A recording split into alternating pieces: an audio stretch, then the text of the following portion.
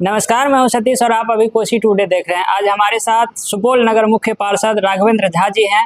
आगामी बिहार विधानसभा 2025 को लेकर कुछ खास चर्चा हम इनसे करेंगे। सबसे पहले हमारे कोसी टुडे न्यूज़ में आपका बहुत बहुत स्वागत। धन्यवाद। चलिए सर, हर पार्टी जो है विधानसभा को लेकर के अपनी अपनी तैयारियां शुरू कर दी है। आप भी बीजेपी के एक बहुत बड़े सक्रिय कार्यकर्ता हैं। आपकी पार्टी क्या कुछ तैयारियां कर रही है? बिल्कुल तैयारी चल रही है। अभी तो हमारा सदस्यता अभियान चल रहा है। बड़े बड़े नेता रोज आ रहे हैं। हम लोग बहुत उत्साहित होकर सदस्य बन रहे हैं भारतीय जनता पार्टी के। और इस सदस्यता अभियान में केंद्रीय नेतृत्व जो है सो 25 करोड़ का टारगेट लेके रखा है और हमको लगता है कि 25 करोड़ क्रॉस कर जाएंगे हम लोग। कि 25 करोड़ सक्रिय सदस्य इस देश में भारतीय जनता पार्टी का होगा। अभी हम लोग 18 करोड़ सक्रिय सदस्य था और पिछला लोकसभा चुनाव में हम लोग को 24 करोड़ वोट आया। भारतीय जनता पार्टी को 24 करोड़ लोगों ने अपना समर्थन दिया। अभी एनडीए की सरकार है और यहाँ बिहार में भी, लेकिन उसमें कहा जा रहा है कि बिहार में आपराधिक घटना और भ्रष्टाचार ये सब कुछ ज़्यादा अफसरशाही भी बढ़ा हुआ है। तो इसको लेकर के आप क्या कुछ कहेंगे? नहीं, ये बात है कि आपराधिक घटना तो हो ही रही है, हो ही जाती है छिटपुट। जिस हिसाब से आबादी बढ़ रहा है, लोगों का मतलब मन इतना बढ़ गया है, लोगों का खर्च इतना बढ़ गया है, जो अपराध को तो जन्म देता है मूलभूत रूप से ये बात। और इस बात से इनकार नहीं कर सकते हैं कि अपराध नहीं हो रहा है, भ्रष्टाचार नहीं है। इस पर जहाँ तक बात है सरकार के स्तर से किया जा रहा है। लोगों को भी थोड़ा कंसेस होना पड़ेगा। हम जब किसी को पैसा ऑफर करने जाते हैं तभी कोई भ्रष्टाचार हमसे करता है। अगर हमारा कोई काम होगा, कोई जायज़ काम अगर हमारा होगा, तो सवाल नहीं उठता है कि किसी ऑफिसर का या किसी का ये ताकत है कि हमारा कोई काम खत्म कर देगा। लेकिन लोग ज़्यादा के लालच में खुद से पैसा देने जाते हैं और फिर भ्रष्टाचार का रोना भी रोते हैं। भ्रष्टाचार है, इस बात से इनकार नहीं कर सकते हैं। अफसरशाही कुछ पदाधिकारियों की वजह से सरकार बदनाम हो रही है, पूरा पार्टी बदनाम हो रहा है। इस बात से भी इनकार नहीं कर सकते हैं कि अफसरशाही नहीं, अफसरशाही है। छोटे लेवल से लेके बड़े लेवल तक उस पर सरकार देख रही है। अगर हम लोगों को कोई उचित मंच मिलेगा, कोई उचित माध्यम मिलेगा तो ज़रूर अपनी आवाज़ उठाते हैं, उठाएंगे आगे भी।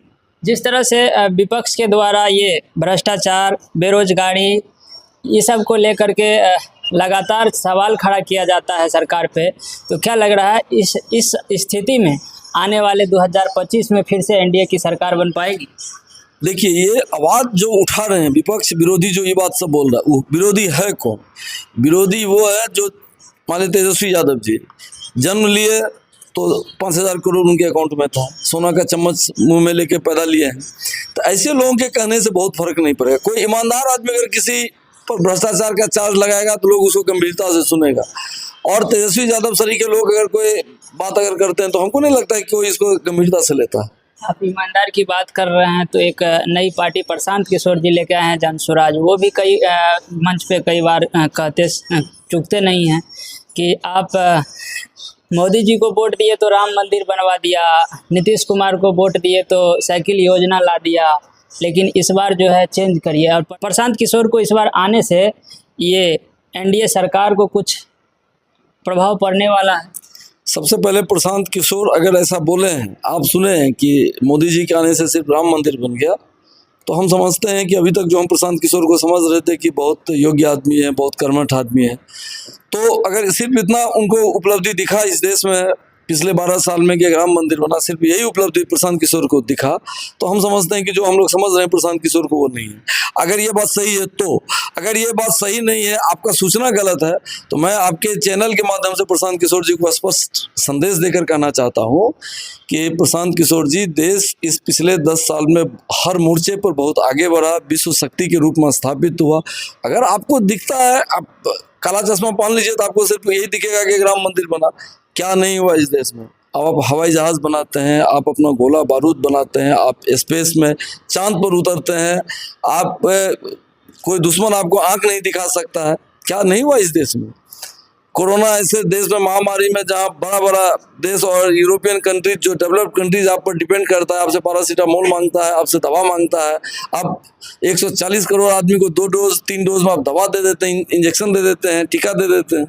ये उपलब्धि नहीं है। हमको नहीं लगता कि प्रशांत किशोर ऐसा गलती किए होंगे कहीं बोलने। नहीं सर, ये कोई गलत मैसेज नहीं है। हमने खुद सुना है कि वो ये बोले कि आप लोग राम मंदिर के लिए अगर वोट दिए तो राम मंदिर बन गया। अब जो है अपने बच्चे के लिए वोट दीजिए तो आपका बच्चा पढ़ेगा और बेरोजगार नहीं होगा। आने वाले 2025 में जो छठ आएगी तो उसमें ये बिहार से बाहर रोजगार के लिए नहीं जाएगा, क्योंकि कोई भी सरकार रोजगार के लिए नहीं सोच रही है और हम सोचेंगे। वो सोचेंगे, लेकिन ये कहना कि 2025 तक में कोई बिहार से बाहर नहीं जाएगा, ये प्रशांत किशोर जी का बरबोलापन है। हम समझते हैं कि हमसे जो बात हुई उनकी, तो इसमें तो इस तरह का कोई बात तो नहीं। क्या कुछ प्रभाव पड़ने वाला है? पार्टी को कुछ प्रभाव पड़ सकता है? ये 2025 में ये वोट कटुआ साबित होंगे। ये हर पार्टी के लिए, ये आरजेडी के लिए भी वोट कटुआ होंगे, और ये जदयू के लिए भी होंगे, ये बीजेपी के लिए भी होंगे, ये कांग्रेस के लिए भी होंगे। अच्छा, अब हम लोग सुपौल से आते हैं और आप सुपौल नगर के मुख्य पार्षद भी हैं। वैसे तो सुपौल में काफ़ी कुछ विकास से हो रहा है और हुआ भी है, लेकिन अभी भी आपकी नज़र में सुपौल की कुछ मूलभूत समस्याएं क्या है जिसको दूर करने की आवश्यकता है? सुपौल नगर में स्टॉर्म वाटर ड्रेनेज का जो सिस्टम है वो काफ़ी कमज़ोर है, बहुत पुराना हो चुका है। इसके लिए प्रपोजल भी बन के सरकार के पास गया है, जल्द ही उसमें हमको लगता है सैंक्शन हो जाएगा, कैबिनेट में चला जाएगा। वो यहाँ सबसे ज़रूरी है। अगर स्टॉर्म वाटर ड्रेनेज मतलब पानी जो आपका निकास होता है वो शहर से बाहर चले जाए। STP 4 बनने का बात है, मतलब हो ही गया, उसका भी टेंडर हो गया है कि ट्रीटमेंट प्लांट 4 लग रहा है। हम समझते हैं आने वाले 3-4 साल में सुपौल में इस तरह का कोई समस्या नहीं रहेगा। जनसंख्या बढ़ती है तो समस्या तो बढ़ेगा, लोगों के रहने में जाने में। जो जगह मतलब ये था कि जहाँ पानी हमारा गिरता था, पानी पूरे शहर का पानी जहाँ निकल के जाता था, जिस माध्यम से निकलता था, सब जगह लोग घर बना लिए। अनप्लान्ड वे में अपने यहाँ लोग बसा है।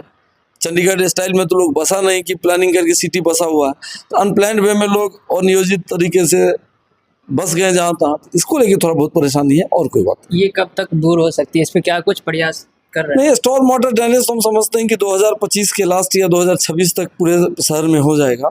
STP भी 2026 तक जरूर कंप्लीट हो जाएगा। बाकी तो देख लीजिए, आबादी बढ़ रही है तो ज़मीन तो लोग शहर की तरफ भाग रहे हैं, शहर पर लोड जनसंख्या का बहुत ज़्यादा है, ये बात है। बाकी सुपौल नगर मुख्य पार्षद होने के नाते सुपौल वासी को और पार्टी के ओर से पूरे बिहार वासी और देशवासी को आपके ओर से क्या कुछ संदेश है? नगरवासी को यही संदेश है कि जो नगर परिषद प्लानिंग करके चल रहा है उसमें सब लोग मदद करें, तो बेहतर और बेहतर नगर परिषद अपने भूमिका में दिखेगा, बेहतर तरीके से अपने भूमिका में दिखेगा, बेहतर सुपौल होगा।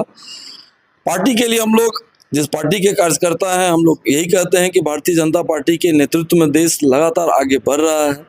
ये कुछ लोगों को छोड़ दीजिए, विरोधियों को छोड़ दीजिए, राहुल जी सरीखे लोगों को छोड़ दीजिए, मल्लिकार्जुन खड़गे को छोड़ दीजिए, ममता बनर्जी को छोड़ दीजिए, तो बाकी सब लोगों को विकास दिख रहा है। देश आगे बढ़ रहा है, देश आगे बढ़ेगा। ये लोग ऐसे चिल्लाते आपको मिलेंगे, कहीं कुछ होने वाला नहीं है, देश अग्रसर है। बाकी इस खबर को लेकर के आप लोगों की क्या कुछ राय है, कमेंट में जाकर जरूर बताइए। धन्यवाद।